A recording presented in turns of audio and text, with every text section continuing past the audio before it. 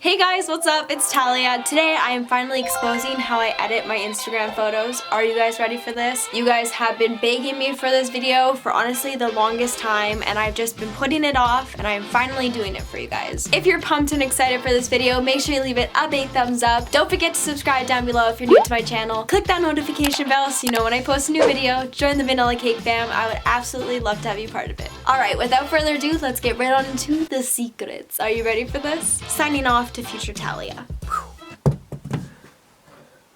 Dropped my phone. So my go-to editing app is Vsco. Pretty basic. I feel like everyone uses this app, but if you don't, you should definitely download it. It's pretty bomb. I'm just gonna edit a random photo here. So my all-time favorite filters right now would have to be Dog 3. It kind of depends on the photo, but I won't put the filter all the way, maybe like 5. And then I like to play with all these features here. Instagram also offers these, so you can just do it on the app, but I like to do it in Vsco. The filter Dog 3 already has some pink tint to it, so I don't really need to add any. And sometimes I'll add the grain effect. You guys know I love using grain. I'll usually put it around like 1.2, sometimes 2. I also love the filter KK2. I used to use this one a lot. Sometimes I play around with C9, C8, and C7. But the majority of the time, it is Dog 3. That's my go-to. Like this one here is Dog 3. Now for a photo like this one, where I want more vibrance in the back, I'll actually go into Facetune. This is the second Facetune app, and I'll just go to the retouch feature, go to vibrance, and then I'll just like color the background or whatever I want to be more vibrant. And you can see here I've highlighted all that blue area, and I don't know if you can tell on camera, but it's much more vibrant in the back now. This is before, this is after. I really like that tool. It's really handy. Sometimes I'll also go into details and zoom into my eyes and just kind of make them pop a little more. And you can make it super intense, but I personally like to put it to like 12. I don't do that all the time, but I will sometimes. Another great feature on this app, I use this all the time for my thumbnails. I'll go into whitening and I'll actually just color the background. I know this is supposed to be for whitening your teeth, but it works. Do you see the difference? Obviously I'm like rushing this, but it definitely brightens the background a whole lot. Also for my clothing line or like photos like this, you can go into the backdrop feature, and sadly you do have to be a VIP for this. I'm not, but I have a little trick. I'll go into backdrop, let's just randomly pick one. I'll just go with this. And then it actually puts a background around it. It usually messes up, so I have to go in and fix it. You can just use the erase tool. Obviously, I'm just trying to show you guys, so this is super rushed. But it's a really cool tool. I use this all the time for my clothing line pictures. And see, you can't actually finish because this will pop up. Just screenshot and then crop the photo.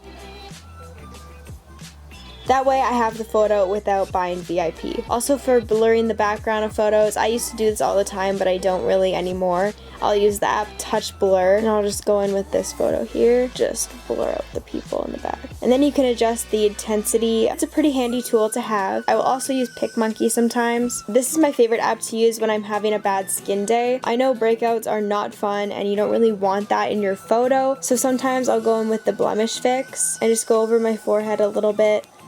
That's usually my problem area. I usually put it to about 70, and it just gives your face a nice soft look without giving that super intense airbrush look. If you like that look, you go for it, girl, but I like it a little more natural and subtle looking. Now, you guys ask me about this all the time. How do you edit your Instagram stories? You need the app InstaShot. Let's just take this random video of my nails. So you can adjust it for different things. This one would be for my Instagram stories, and I'll usually go into filters and then effects, and I did have to buy the ones that I always use, like TV and noise. I use these ones a lot. I also use convex a lot. This is how I get like the 3D kind of look you guys are always asking about. Sometimes I'll add a little border around my photos, go to background, and then you can add any color you like.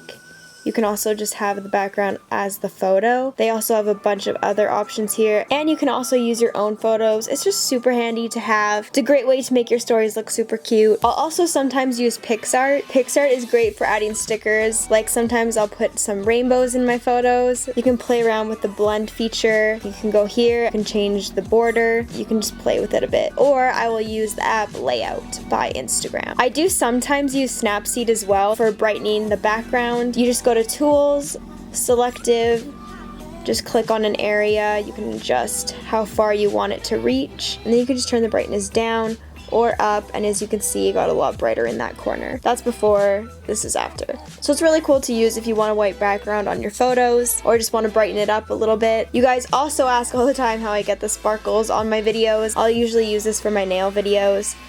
The app is Kira. It's a super easy way to get sparkles on your videos. They have a bunch of different filters for the sparkles. It's pretty cool. And I used to use Lively a lot. If you have a live video, you can turn it into a movie by using this app. It's pretty cool. I also use this app. I feel like a lot of people know about this app, but it gives that disposable camera effect. It's pretty cool. And it'll add this warm filter. There'll be random little light leaks. It's pretty cool. So I hope this video was helpful and it lived up to your expectations, because I know you've been waiting for this video. But hopefully it wasn't too confusing and you were able to follow along with me a little bit. Dog 3, man. Dog 3 is the filter. If you're not already following me on Instagram, you definitely should, at ThaliaBree. I want to see all you vanilla cakes over there too. But that's gonna be it for this video. I hope you guys enjoyed it. If you use Vsco, let me know what your favorite filter is down below, because I would love to know what it is. Maybe you can steal Dog 3 and I'll steal yours. I love you all so much, and I will see you in my next video. Bye!